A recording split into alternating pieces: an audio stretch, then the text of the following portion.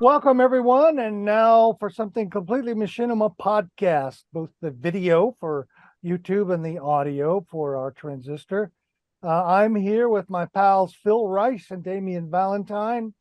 Hey, everyone. I'm Ricky Grove.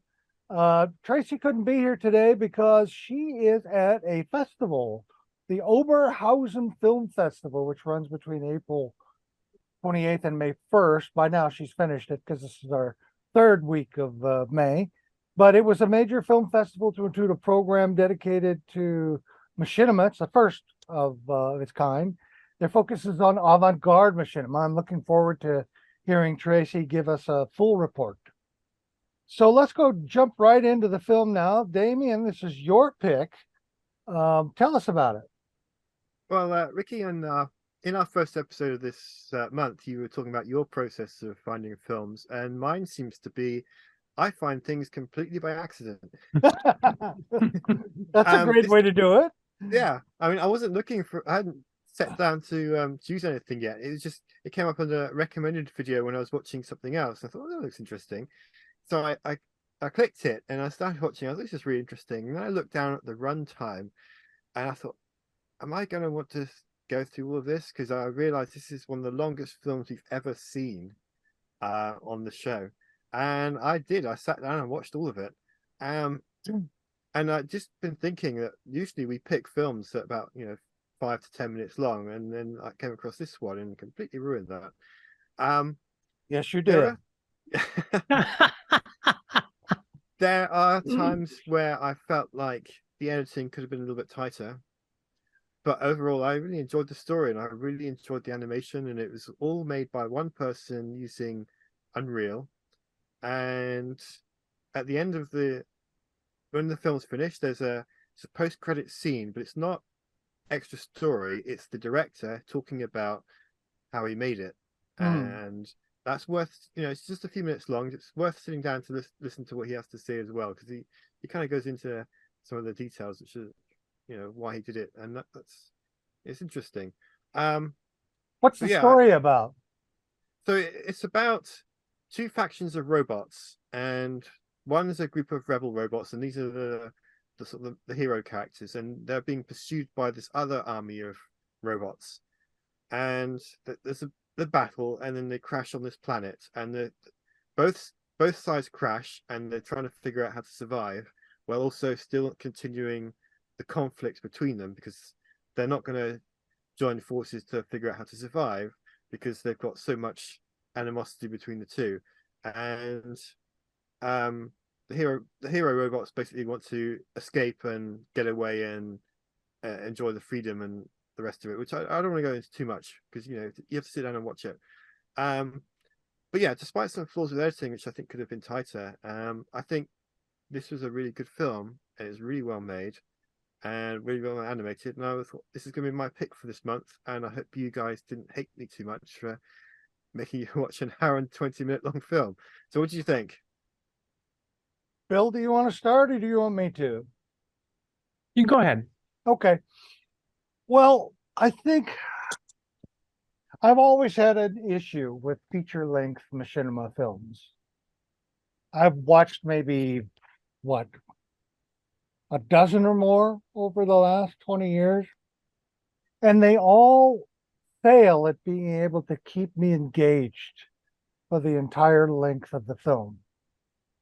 And I'm not sure why that is. And I've been thinking about it off and on. And this film gave me another opportunity to examine that experience.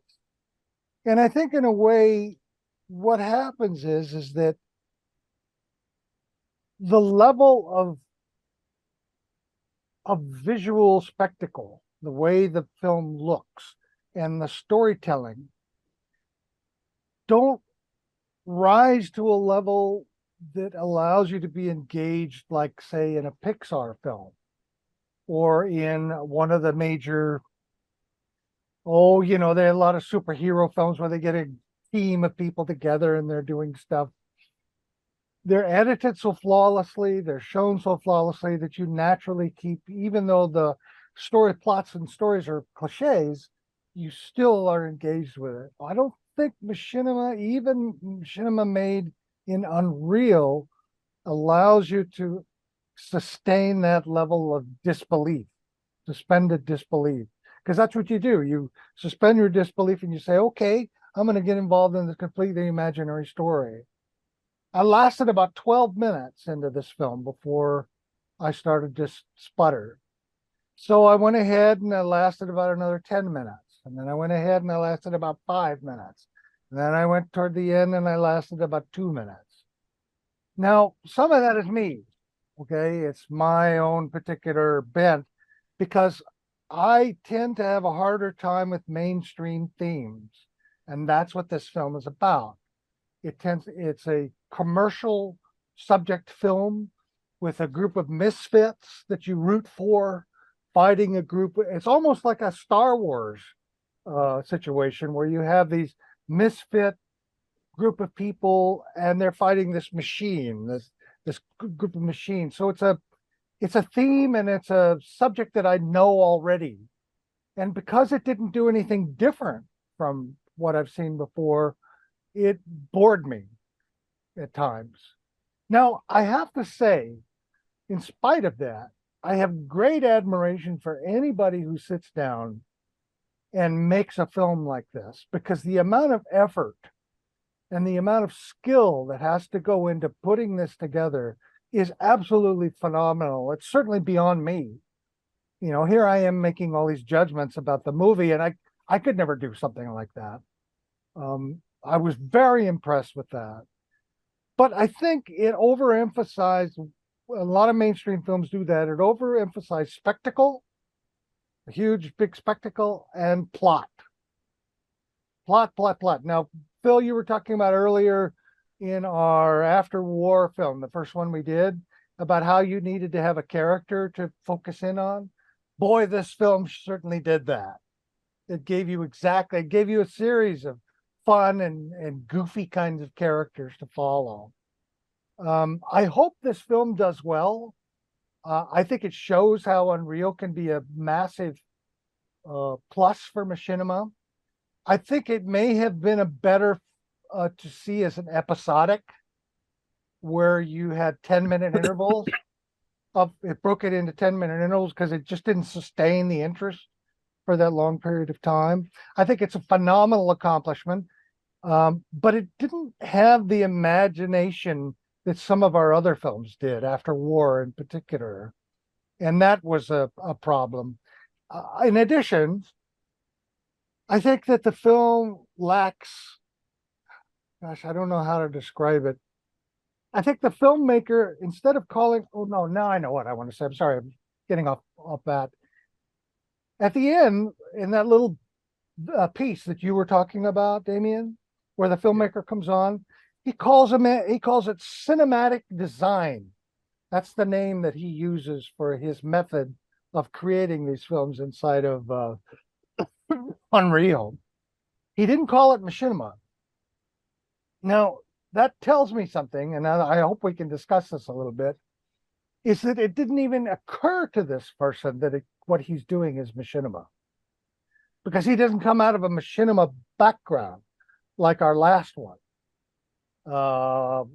Sandstorm. That was a celebration of the game. This is a celebration of big-time Hollywood movies with a kind of sentimental love for offbeat kinds of characters. So it's a very different world that this person is coming from. And no wonder he didn't call it machinima, because it wouldn't even occur to him to call it machinima. He calls it cinematic design. And I thought that was an interesting method. And I hope he does some tutorials on how he put together the film. But that was my reaction to it. It's an entirely personal reaction. I respect it. I admire it, but it just didn't engage me. Phil, what are your thoughts? Yeah, it's well known between us that I do have more of a stomach for traditional and even veering into sentimental stories, or the Robert McKee formula doesn't rub me as wrong as it does you. But even so, this film was a struggle for me to get through too. And I've been scratching my head all week about why, because it's not that I think for some people younger than me in particular, it's just a hard challenge to make feature films that will engage them at all. They're so awash in short form content, not just TikTok, but I mean, even the typical YouTube video, when it's narrative, it's short, and that's the attention span that's there. So even films that I have no trouble with on the big screen or feature length works, that I have no trouble with, my son does. Like, it's hard to just keep him. It has to be really, really engaging. It's just a different tolerance or a different standard. I don't quite know how to put it. I'm still trying to figure it out, to be honest. But so I don't have that aversion to or general impatience with long form content, and I still had trouble with this. And I've been trying to figure out why it is too, Ricky. And what is the secret sauce that this is lacking? And I think you're onto something. I mean, definitely, using Pixar as an example, like their work or not, some of the narratives that they craft for especially those movies during that kind of peak time, the Finding Nemo and Wall-E and all that work. Yeah.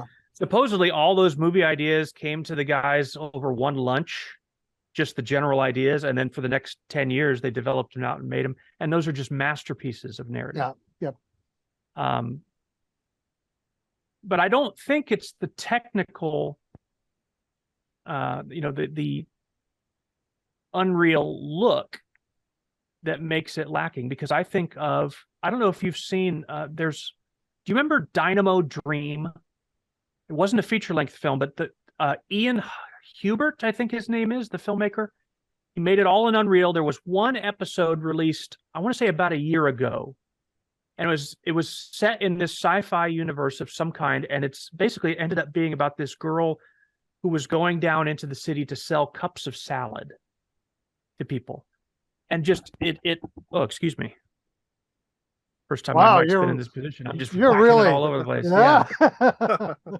But it gives this indication of this larger sci-fi world, but it's just like a 10-minute film. He just released a second episode, and it's like there's nothing about the look of that looks anything like Pixar or anything that's in most modern movies either. But I could easily watch a 2-hour movie of that. Well, so I don't think it's. Yeah, I don't know. I don't think it's the look, works, but this one doesn't. Yeah, that's. I don't know if I have that figured out, but your comments have kind of spurred some thoughts on it. I mean, I hate to beat a dead horse, but I really do think it comes down to narrative, or even at a lower level, ideas. I think that one of the challenges of making a feature is having enough ideas that are engaging, to where you're not just jumping from one to the other and bridging the gap with filler, which, pick any B movie off the shelf of, like, lesser known and less quality films. And that's ultimately often a big part of it, is that they had an idea. A big gorilla escapes from the laboratory and runs into town. Or it's Bigfoot, but he uses chainsaws, They call it Suburban Sasquatch. But there's just not enough to the idea to fill out 90 minutes, but they make it 90 minutes or 75 minutes minimum so that it's classified as a feature. I'm not saying that there's anything that drastic here. This isn't B-movie quality narrative at all. No. I think that there's some stretching and maybe some borderline repetition of scenes or ideas, because there just wasn't quite enough detailed ideas fleshed out to keep, because I think that's more important for engagement than the look. I think you're right. I think you're absolutely right. And I was thinking that you remember the Clear Skies series with Ian Chisholm? Those were feature-length films that captured that I stayed with. And I think the reason is he came up with an original story that had unique characters that you cared about, and he developed the quick plotting and clear style so that the look and the animation didn't get in the way, and the voice acting didn't get in the way of your interest in the story. I think perhaps, and I'm not sure, but I suggest that the director was so overwhelmed with having to deal with just the technicalities of Unreal and putting together a feature-length film in Unreal that perhaps he may have neglected some of this plot and character development in the film. Overwhelmed, or it could be that's just not his strong area. He's clearly got massive chops for this cinematic production, whatever he wants to call it, virtual production, machinima, whatever. It is what it is. He's got massive chops there. He certainly creating does. visually evocative scenes and characters and stuff, just fantastic. So maybe it's a bit much to expect that somebody who's that good at those things, also a completely different skill set, using a completely different part of the brain, which is not only crafting but then fleshing out narrative and or writing dialogue to help further that along. That's a big strength of the Clear Skies series, is the way that dialogue was used. Well, I think There's that's what they started with. There's almost no purely expositional dialogue in the Clear Skies series. You're right. There's no people that are just talking to fill you in on what's happening with the story. It is rather revealed by believable interactions between characters who have a relationship. And that's the mark of great dialogue and great screenwriting. So true. And I think that may be the area where he's not as strong in that. He's competent. You know, there's a B movie director by the name of Neil Breen, if you've ever heard of him, who has made 5 feature-length films. That's impressive. I'm still seeing Breen. Yeah. It's a funny coincidence on name, but I mean, they're just abysmal, just horrible. And it's not that the guy has no skills at all. It's that he thinks that he has all the skills. Now, really, that is what it is. I mean, he really thinks he is on a godlike I love those kinds of movies. Yeah. Oh, he's hilarious. He's done DVDs with behind the scenes documentaries and stuff on himself. It's brilliant. I'll see if I can find some links to it and send it to you, Ricky. You'll absolutely love it. Now, I'm saying all that. I want to be very clear here. I do not get that Neil Breen arrogance sense from this guy at all. Like, not in any sense at all. Not from his film, and definitely not from what I thought was a very tasteful and humble personal message that he put at the end of the film. That won me over some of the things that I might have been, kind of frowning a bit with on the film itself. But I like this guy. He's a real guy. He doesn't seem full of himself at all. And it sounds like that his intent is everything that he's learned. He is indeed, Ricky, going to get the knowledge out there so others can do the same. Yeah, that says a lot about a guy. Sure does. That's an M. Strange kind of characteristic. Somebody who he's in it for helping other people. So, and I get that vibe off this guy. Obviously, I haven't ever sat down and had lunch with him or anything, but it just, I don't get the sense that this was an error of arrogance at all. Everyone has blind spots. I know I do. I don't know what they are because I'm blind to them, but we all do. But I think that there is some kind of pixie dust or something that this film could have used to keep engaging. And I think what it comes down to is narrative. I mean, the way the dialogue was done in this movie, there were too many moments where it was just pure exposition, or character after character after character saying exactly what they feel and think. Which I understand that on the surface, it's like, well, that's valuable. We want to know what they say and think. It's like, yeah, but that's not interesting. No. How about somebody who doesn't say what they really think? How about somebody who lies or doesn't reveal what they really feel or think? and you get enough of a hint to where, wow, that doesn't seem like they were being sincere there. Those nuances. I realize we're dealing with robots, but he's kind of already crossed the Rubicon on that. These are robots that emote and feel and everything, so you could do that. And I think that there's, again, this comes down to narrative details of those are things that make it interesting. Yeah. Good point. And we'll go over our time limit if I go into any examples, but that would be a great topic sometime for the future. So let me just run down some of the thoughts that I had. Again, the voice acting performances, the performances overall very, very good. There's some weak spots, but some of those actors are really strong. One character that kind of bugged me was the lead bad guy robot with that chorus or flange effect on their voice. Yeah. Like I didn't really like that. heavily on their voice, almost to the point where it was a strain to hear them sometimes. And it just, after a while, it just my ears got tired of it. There's a reason why in popular music that every recording studio in the world has a little rack effect unit where you can do that. But it's only once in a couple decades that Led Zeppelin will come along and record their voice with that on the song No Quarter.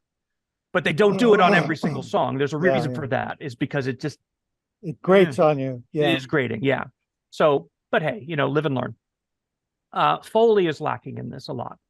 There's a lot of people or characters, let's say, that are moving around that it sure looks like their movements would make some noise.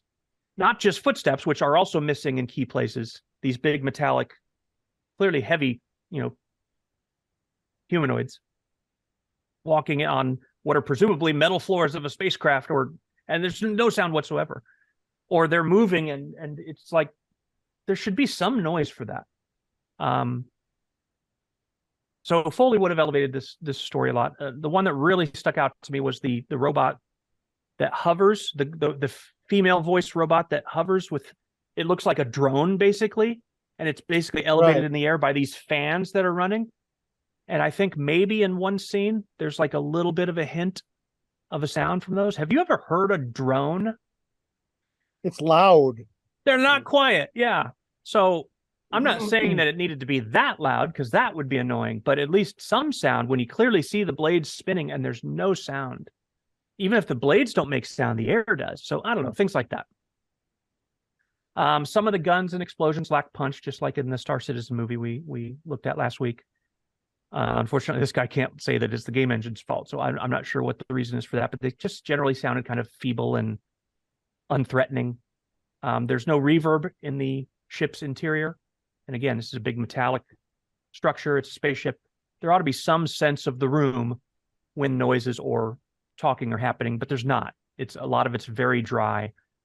For a sound guy, that was very distracting. For someone who doesn't understand the mechanics of that, it's probably still distracting because it just doesn't seem real, so and then ambient sounds within the ship, within the interior. There's all this equipment, all these computers around. Clearly stuff is running. There's engines at times in the background, and you don't hear any of that. There's at times where it's just complete empty space. Now there's score there a lot of the times, which I guess is okay. I guess if you're into the John Williams approach to Star Wars, where there's score for almost every single moment of the movie. The tiniest moment has a big score. Everything has the score, yeah. And okay, if the space opera style is what you were going for, then I guess that's okay. But there still should be some ambient sounds. Yeah, you're right. There are in movies like that. So, what else? Visuals, as I mentioned, are very, very good. At times, pro quality. The lighting and the very creative. Some of the characters and the robots each having a different shape and personality. If the writing had been in alignment with that and given them a little more personality to how they speak, and I don't just mean their accents or their tone of voice. Yeah, you can make those different, but I mean in terms of, how they relate to the world, then that would have put the icing on that cake. So, we've talked sometimes, getting back to the script as my final thing, we've talked sometimes about ambiguity in the past and how when there's too much ambiguity in a story, it throws you off. You lose engagement because, well, I don't know what's happening. I feel like that this script suffered from the opposite of that. It could have benefited from a little bit of ambiguity. And I mentioned before about there's a lot of times there's characters where they speak saying, here's exactly what the situation is. What do you think about that? And then the other, it's just, it just give my brain something to do here, assume that I'm an intelligent person watching this and give me something to do, let me fill in some gaps. There's an art to that. It's hard. I'm by no means the world's master of it or anything, but I recognize it and appreciate it for sure. Here's an example scene. So the sequence, I made this in my notes here. The sequence after they land in the ocean, they're taking on water, they vent the decks and stabilize. Now I picture that scene where everyone is doing their part, working toward the goal. In the film, that happens, and everyone, as they're doing it, I'm going to tighten this bunch to make the ballast tanks refill, and okay, now I'm going to do this to do. It's like, wouldn't it have been interesting to see that whole scene where everybody's just going about working towards the goal? No one really has to say anything. They're all members of the ship. They all know what they're doing, and we know what the problem is. They're in the frickin' ocean, and we can see that they're sinking, and now they're doing these things and the ship rights. And it's like, that would give me something to do, and I would be able to follow it just as easily. But instead, no, I've got to sit there and listen to somebody tell me what they're going to do and then do it. That kind of efficiency, I feel like, could vault this film to yet another level. It's already very good. I mean, it's got some amazing production values, as we've all pointed out. I really admire the one-man show. I don't know how somebody does that, I mean, I do, but how do you do that and actually live a life too? It's like an amazing amount of time and effort put into this, and this guy is definitely to be respected for that. And I'll watch for future work by him, but in hopes that if he doesn't have, my hope is that if he doesn't have the skill set to bring the level of craft to the narrative that he does to the visuals, that he'll partner with somebody who does. Yeah. That's what they do in Hollywood. Yep. I mean, great directors aren't always great writers. Yeah. They pair with someone who is. And great actors are not always great directors. You hire the best for the best. And okay, it's not a situation where necessarily you can hire, but there are people who will get on board and who just love doing this. There's thousands of us, Yep. who just love doing this. And it's worthwhile to get people involved who have particular strengths and get them working together. Just like the team of robots did in the movie. Yep. They all had strengths and worked together. So, yeah, that's my thought. So, Damien, let's hear your rebuttal on everything that Phil just said. Well, I can see the points that you made. I get the impression this is, I don't know if it's necessarily his first film, but it's one of his early projects, and he obviously has he's learning as he's going along. So I hope that his experience making this means that when he's working on his next project, which is he's quite clear in his little video at the end, says he's going to keep on making things. I hope he learns and gets better. But I really enjoyed what he did here, even despite its flaws. And I'd like to see him continue to make more and to learn and to get better. He's one of those directors. I agree. He's definitely got a lot of potential to do some really great stuff, and he's just got to take that time to learn the missing steps, because he knows a lot already. Yeah, and he's shown that, but there's just the extra bits that are missing. And I mentioned before, some of the editing could have been tighter. It still would have been a feature-length film, just trim bits here and there. You've still been over an hour, which is to get that feature-length classification. That would have been my feedback for him. Yep. But yeah, I really want to see what he does next. And I Me think too. you too. Me too. So, yeah. Yeah, if this is his first film, wow. Yeah. Yeah. I challenge anybody to put forth their first film and have it even hold a candle to this, you know. So Yeah. if it is, that's amazing. I think it's Maybe the reason that it's warranted such detailed criticism could be taken as a compliment. Yeah. You know, It does we're not look like a criticizing this first like film. something that, yeah, we're criticizing this like something that was put out, you know, by Hollywood in a sense. well, Holding it to that same standard. Maybe that's because, you know, it's in some areas, it's in that tier. I agree. pretty In cool. fact, I think in a sense, the film is a kind of audition for Hollywood in a way, because it may be that he stops making films in Unreal because he's hired to do a film Could be. for a studio or an independent studio. Hey, more power to him. And that's fine. I mean, and that's just great. Yeah. I know if Hugh Hancock were around, it would be again the epitome of his notion of one man making a major motion picture. Yeah, He I would have think loved this film. He would have loved this film. Yeah. I Although think so too. I suspect he would have had some of the same criticisms that Phil had, because he was really good on creating stories and scripts. Yes. He's quite That was skilled at probably his biggest strength, I think. Well, So, thank you.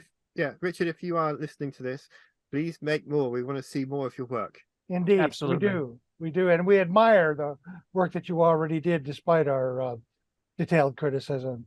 Yeah. Thank you guys for talking about this, and thank you for your pick. I thought it was an interesting pick. I think you should always be brave and pick the things that you want, and not worry about whether the rest of us are going to react a certain way. Just pick the things that you want, and we'll talk about it. Absolutely. So that's it. If you want to talk to us about this film, or you disagree with us, or you think Phil has climbed up a tree and gone to the end and sawing the tree, the limb off on the wrong end, contact us at talk@completelymachinima.com. We have full show notes at completelymachinima.com, and that's it. This is our third film. Tracy, we hope you're doing well. We're going to be back with one more film, which is a fascinating one for the month, and that's Tracy's pick. Well, that's it. So long. We'll see you next time. Bye-bye. Bye-bye. Bye.